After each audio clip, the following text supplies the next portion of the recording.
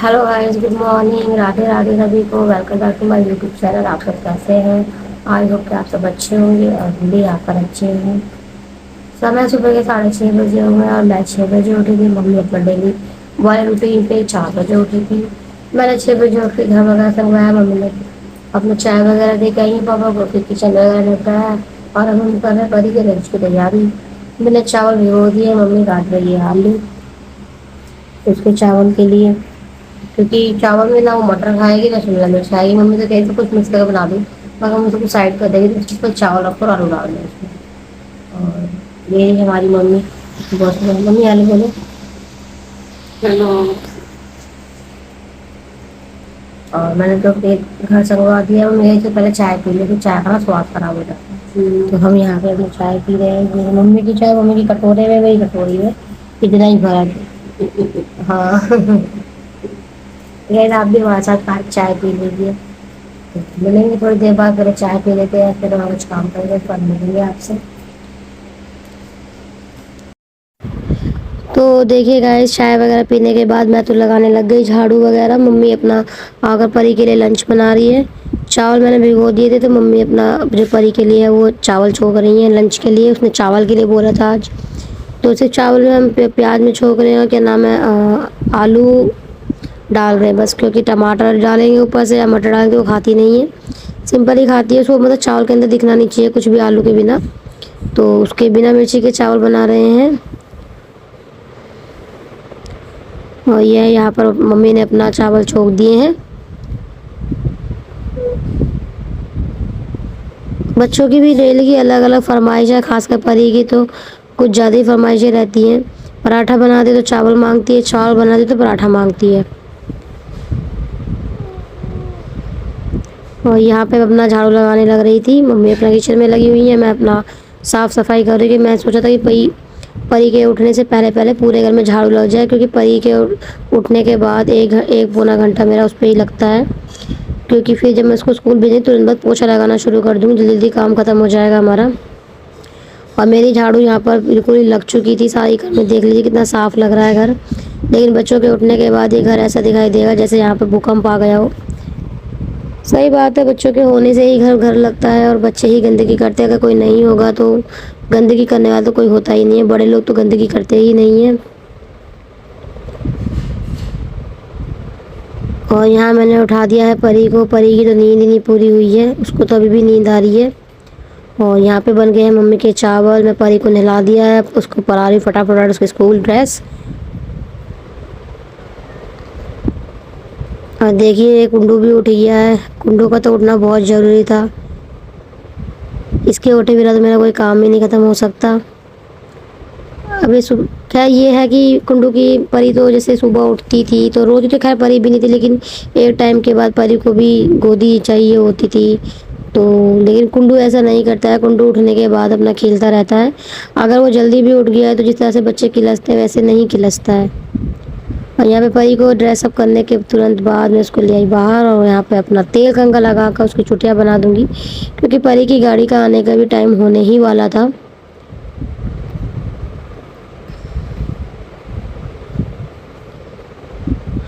जब परी स्कूल चली जाती तो कुंडू का बिल्कुल भी दिल नहीं लगता है घर में, इधर उधर डोलता फिरता है, खेलता है, मतलब अपना हल्का हल्का खेलता रहता है। और परी के साथ तो ये ज़्यादा ही शैतानी करता है। और यहाँ पे मैं बना रही हूँ परी की 2 चुटिया, क्योंकि एक चुटिया बनाऊंगी तो ये ख़राब कर लेगी, पूरे बाल खोल लेगी। 2 चुटिया में लगा के अपना क्लिप लगा दूंगी तो इसका ऐसे ही रहेगा सेट जैसे हैं बाल, क्योंकि अब हम परी के थोड़े से बाल बढ़ा रहे हैं। इसके पापा की वो है कि भाई परी के बाल बढ़ाओ। और जो परी के जो बाल हैं उनकी ग्रोथ, परी के बालों की ग्रोथ भी काफ़ी अच्छी है। अभी मैं इसके हेयर्स कटवा के लाई थी इसके बर्थडे पर, और इसके इतने जल्दी बाल बढ़ गए हैं, मुझे तो लगा भी नहीं कि जल्दी कैसे बाल बढ़ गए। और ये मैंने लगा दी है इसकी क्लिप, और ये हो गई है अपना रेडी। खा ले खा ले खा ले। बताइएगा हमारी परी की 2 चुटिया आपको कैसी लग रही है, कमेंट में ज़रूर बताइएगा। यहाँ पे दोनों के दोनों अपना जो चावल मम्मी ने बनाया है उसे नाश्ता कर रहे हैं। इतने सारे कुंडू को वैसे कुछ खाना तो होता नहीं है, बस वो परी की देख हम देख उसने मांग लिए हैं, और वो बस इसको बखेरने का काम करेगा और कुछ नहीं करेगा। मेरे झाड़ू लगाए में इसने गंदगी करनी है, जैसे कि मैं आपको बता चुकी हूँ। तो चलिए गाइस ब्लॉग में आगे बढ़ते हैं और आज हम आपके साथ शेयर करने वाले हैं हमारी कटहल की सब्ज़ी की रेसिपी। कटहल हमने पहले से ही फ्राई किया हुआ है और बस अब सब्ज़ी को कटहल को छोकने की तैयारी है। इसके लिए मम्मी ने कढ़ाई रख दी है और कढ़ाई में तेल भी चढ़ा दिया है। तेल के गर्म होने का इंतज़ार हो रहा है। उसके बाद इसमें डाला है मम्मी ने जीरा और जीरे के बाद जो मम्मी ने बड़ा बड़ा प्याज काटा है। इसके लिए मम्मी ने बड़ा प्याज काटा है, ज़्यादातर हम छोटी छोटी प्याज काटते हैं छोक के लिए, लेकिन इधर कटहल में मम्मी ने बड़े बड़े प्याज काटा है और टमाटर और लहसुन हरी मिर्च की प्योरी अलग से रेडी की है। जो प्याज ब्राउनिश होने के बाद प्याज का जो कलर है उसका कलर ब्राउन होने के बाद इसमें मम्मा ऐड करेंगी। और यहाँ पर हमारी प्याज जो है वो ब्राउनिश कलर की हो गई है। इसके बाद जो इसमें बेसिक मसाले हमारे होते हैं, हल्दी, मिर्च, धनिया पाउडर, गरम मसाला, यही सब हम डालते हैं शुरू से ही। ये सब ऐड करने के बाद जो हमने अपनी टमाटर की प्योरी तैयार की हुई है उसको इसमें ऐड कर देंगे। और उसके बाद अपना कुछ समय तक जब तक ये जो पेस्ट है वो तेल ना छोड़ दे अच्छे से, जब तक इसको फ्राई करेंगे। और जैसा कि आप देख रहे हैं हमारा जो पेस्ट है वो धीरे धीरे तेल छोड़ना शुरू कर रहा है। खाना मैं भी बना लेती हूँ पर मम्मी के हाथ के खाने में कुछ अलग ही बात होती है। और ये सबको ही पता है कि माँ के हाथ के खाने का स्वाद जल्दी से किसी के हाथ में आता नहीं है, शायद खुद के हाथ में भी हमारे आता नहीं है। और ये थोड़ा सा गरम मसाला मम्मी ने इस प्योरी में भी ऐड किया है। और बस अब इस पेस्ट को पकने के लिए छोड़ देंगे और ये पक रहा है। वैसे तो ये पक चुका है, जैसे कि आप देख सकते हैं पेस्ट में तेल जगह जगह से छूट रहा है। और इसके बाद हम इसमें ऐड करेंगे जो हमारा फ्राई किया हुआ कटहल है। और आपको अगर सूखी सब्ज़ी खानी है, ड्राई खानी है, तो इसमें हल्का सा पानी डालिए। और अगर आपको थोड़ा सा ग्रेवी रखनी है तो थोड़ा सा पानी आप इसमें डाल सकते हैं, कि जैसे कि हमें थोड़ा ग्रेवी का पसंद है तो हम थोड़ा सा पानी डालेंगे, क्योंकि सूखा हमसे खाया नहीं जाता है। और बस ये हमारा कटहल हो गया है रेडी कुछ ही देर में। मेन चीज़ कटहल को किस तैयारी करने में है, बाकी बन तो ये जल्दी जाता है। ख़त्म हो चुका है और मम्मी हमारी नहा ली है। मम्मी नहा ली, मम्मी जा रही पूजा करने और मैं भी जा रही 2 लोटे पानी डालने, क्योंकि गर्मी लग रही है। काम करने के बाद इतने मम्मी पूजा करी तो नहा के आ जाती फिर किचन में काम करेंगे। और मैं मम्मी से कुछ बना ही दिया, रोटी बनानी रहेंगे, आटा गूंदना रह रहा है। ये मम्मी चली हमारी पूजा करने फटाफट फटाफट, क्योंकि जेंट्स के आने के बाद कुछ भी काम नहीं होता है घर में। जहाँ जेंट्स की एंट्री वहाँ काम बंद। तो मैं नहाई आती हूँ फटाफट से, पहले कोई आ जाए। पूजा वगैरह करने के बाद अब हम दोनों ही रोटी बना रहे हैं। मम्मी तो कह रही थी तो कुछ और काम कर ले, मैं बना लूँगी रोटी। तो मैंने कहा मम्मी दोनों मिलकर कर लेते हैं, जल्दी जल्दी काम हो जाएगा।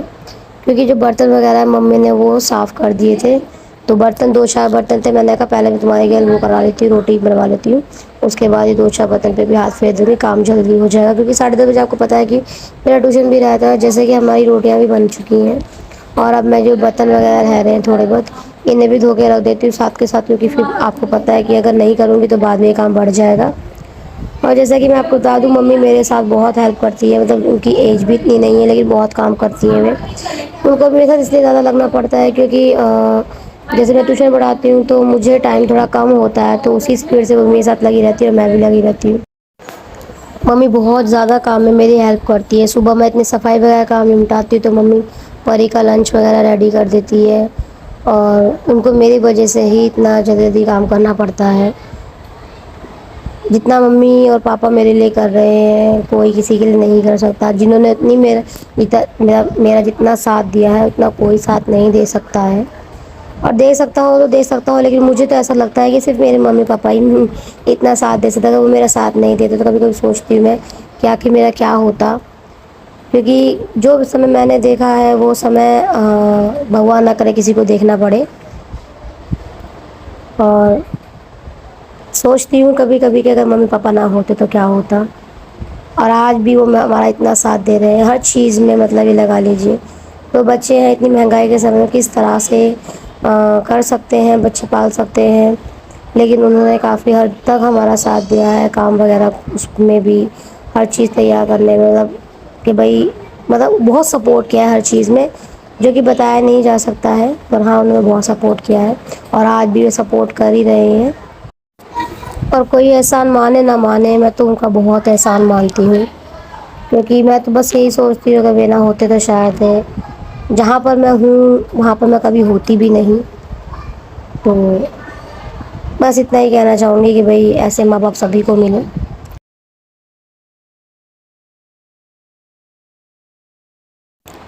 लोगों का क्या है, लोगों का तो काम कहना है, आज कुछ कहेंगे कल कुछ कहेंगे, जितनी मुँह है उतनी बातें सुनने को मिल जाएंगी। आपको ये समाज ना तो खाने देगा और ना ही कमाने देगा, ना ही बैठने देगा बस हर तरह से मतलब ये समाज जीने देता ही नहीं है। कुछ भी करने चलोगे तो आपके काम में कमी निकाली ही जाएगी। कोई कुछ कहता है कोई कुछ कहता है, हमें दूसरों की बातों पे ज़्यादा ध्यान नहीं देना चाहिए। हमें सिर्फ फोकस उसी चीज़ पर रखना चाहिए जो हमारा मेन लक्ष्य है, और मैं तो खैर उसी चीज़ पे फोकस देती हूँ। आजकल मैंने लोग क्या कहते हैं क्या नहीं कहते उन लोगों की बातों पे ध्यान देना छोड़ दिया। यकीन मानिए, जब हम लोगों की बातों पे ध्यान देना छोड़ देंगे तो लोग बोलना छोड़ देंगे। कोई भी कहने वाला कितने ही दिन कह सकता है, एक दिन दो दिन फिर तक आके अपना चुप ही हो जाएगा। हमें पता है हमें क्या करना है अपने जीवन में, बस उस चीज़ पे ध्यान रखना चाहिए। बाकी सब चीज़ जाए भाड़ में। जैसे कि मैं आपको पहले ही बता चुकी हूँ, किसी के बोलने से कोई फ़र्क नहीं पड़ता है, कोई कुछ ही बोले। अपना ऐसे जियो जैसे तुम जीना चाहते हो, जैसे तुम रहना चाहते हो। मेहनत करते हैं तो थोड़ा खुश रहने का, शौक करने का भी अधिकार रखते हैं, और उसमें कोई भी इंटरफेयर ना करे तो ज़्यादा अच्छा है। जब जल्दी रहती है काम की तो जल्दी जल्दी काम करना पड़ता है, और काम भी देखिए जल्दी जल्दी हो ही जाता है। और स्पीड में काम करते हैं तो फटाफट काम हो जाता है। अगर हम बीच में रुक रुक कर काम करते हैं तो हमारा शरीर जो है डिमोटिवेट सा, मतलब उसे आलस सा आ जाता है शरीर के अंदर, और एक सांस में लगे रहते हैं तो काम हो भी जाता है। अगर बैठ जाए बीच में, अगर मुझे तो पता नहीं कि सबके साथ ऐसा होता है या नहीं होता है, लेकिन मेरे साथ ऐसा होता है। अगर मैं काम करती करती बीच में बैठ गई तो फिर मेरे को ना दोबारा से काम करने में आलस आता है। तो इसलिए मैं यहाँ पर ना एक ही सांस में काम करने में लगी हुई हूँ, क्योंकि टाइम भी इतना नहीं होता है कि थोड़ा भी सभी सांस ले ले। इसीलिए अपना एक सांस में लग के काम फिनिश हो जाता है। शायद 10-15 मिनट मिल भी जाते हैं अपने लिए, शायद पता नहीं मिलते नहीं मिलते हैं। और बस आज का व्लॉग मेरा इसी के साथ कंप्लीट होता है। बताइएगा आप मेरी जो कटहल की रेसिपी है इसको ट्राई ज़रूर कीजिएगा, कि और ट्राई करने के बाद ये ज़रूर बताइएगा कमेंट में कि आपको कटहल की सब्ज़ी कैसी लगी। अच्छी लगी हो तो ज़रूर बताइएगा, बुरी लगी हो तो भी बताइएगा। और देखिए सारा काम फिनिश होने के बाद, बर्तन वगैरह होने के बाद, लास्ट में जो मेरे को सबसे अच्छा काम लगता है वो सिंक वगैरह साफ़ करना लगता है। और बिना सिंक साफ़ करना मेरा दिल नहीं मानता है, इसलिए मैं सबसे बात है, कुछ लोग पहले सिंक मांज लेते हैं फिर बर्तन मांज मांज के अपना सिंक में डालते रहते हैं, लेकिन हमें ऐसे अच्छा नहीं लगता काम करना। हम तो पहले सारे बर्तन साइड में मांज मांज के रखते हैं और लास्ट में अपनी सिंक को मांजते हैं, वाइपर वगैरह भी मांज के अपना बिल्कुल शुद्ध करके रख देते हैं सिंक को। और फिर उसके बाद तो खैर देखो बर्तन तो सारा दिन ही चलते रहते हैं, तो उससे तो हम रोक नहीं सकते, लेकिन हाँ जब तक हम थोड़ा सा पूरा काम खत्म हो गया तो कुछ देर के लिए संतुष्ट हो सकता है कि हाँ हमारी किचन साफ़ है, हमारी सिंक में एक भी बर्तन नहीं है। तो बस गाइस आज के ब्लॉग में इतना ही। अगर आपको मेरा ब्लॉग पसंद आया हो तो लाइक शेयर कमेंट करना ना भूलें, और मेरे चैनल पर नए हो तो मेरे चैनल को सब्सक्राइब ज़रूर कर लीजिएगा। Bye, thanks for watching.